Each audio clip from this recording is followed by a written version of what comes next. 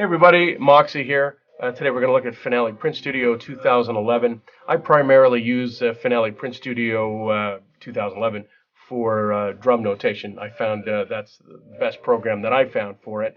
And although it's not perfect, it certainly does what I want it to do most of the time. Sometimes, however, I do like to do most of my, or create most of my beats, sometimes without the proper rest. And I know that's not theoretically correct. And simply because this program sometimes throws rest in some awkward places, right in the middle of where you would want. If you have a ride cymbal, you want to rest, it might throw the rest right in the middle of the snare drum line. It's pretty annoying. So we're going to look at that today. So for example, we've got this rest up here on beat 4 for the ride cymbal or the hi-hat. And although that's theoretically correct to have it in there, I don't want it in there. So I'm going to get rid of it. So the way you have to get rid of it is you have to, I'm using simple entry palette. You have to go up into the window, which you can't see. You click the window button, and you'll find simple entry rest palette. You're going to click that, and that's going to bring this box up. If you want to get rid of a quarter note, you click the quarter rest. Pardon me. You go click on that. Make sure you are on the correct layer. When I'm notating drum music, my ride cymbal or hi-hat is always layer 1. My bass and snare is always layer 2. So I'm going to go and click on that, and it's going to turn it purple. Then you're going to press the H key on your keyboard, and it's gone, which is a sweet, delicious treat when you don't want it there. So let's go ahead and look at some other entries down here. So using the simple entry palette, we're going to go down. Onto measure number 2 here, or technically that's what it is. We'll just throw some hi-hats in there. So let's say we want, I'm going to go back here for a second.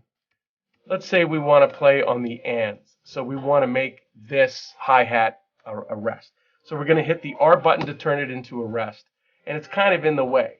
It's not going to be in the way that much just yet. So we're going to put our open hi-hat up there. That's on the and 1. We have beat 1 and then and.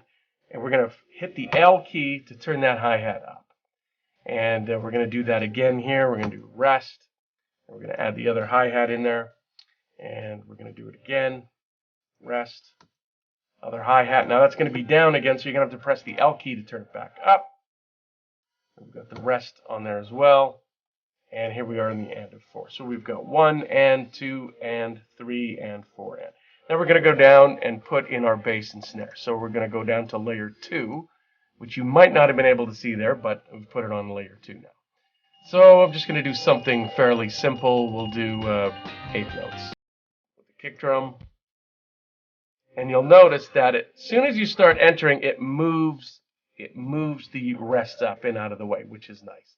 And we're going to add a quarter note just on the beat of 2 there. And now you can see our snare drum stem is down. We just hit the L key on your keyboard. That's the letter L. It's going to flip it back. And we'll go over, we'll put another, let's do something different. Let's do a dotted 8th, 16th there.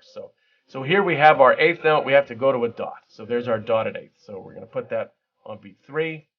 And then we're going to we've got to take our dot off, our 16th note. We'll put that in there. And now we've got our dotted 8th, 16th note. And we'll do let's do something a little fancier over here. And we'll go snare drum. You're going to have, pardon me, you have to hit that L key up like that. And then we want our bass drum there. And maybe we'll put, we'll make it a little funkier.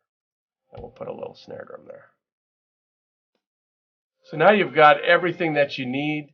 The rests are up where they're wanted. Now, of course, you could flip this, for example.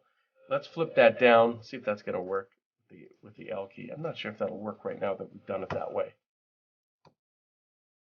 And you know what? It didn't work. So I'm going to actually go and erase that for a second. So, because that, as you can tell, that was blocking up that ride cymbal or hi-hat. So let's go ahead and we'll do it down below here. So we've got our snare drum. And we'll keep it low. And now we've flipped it there, and that way it keeps it out of the way of the ride cymbal up here on the and of 4. Now let's say, for example, you don't want this 2 there any longer. Well, you could drag it, or you just click on that 2 and just hit delete. and it's faded out. You won't be able to see that anymore. If you want to go ahead, before here I just had the counting of the 16th notes there, but let's say you want to put counting all the way through.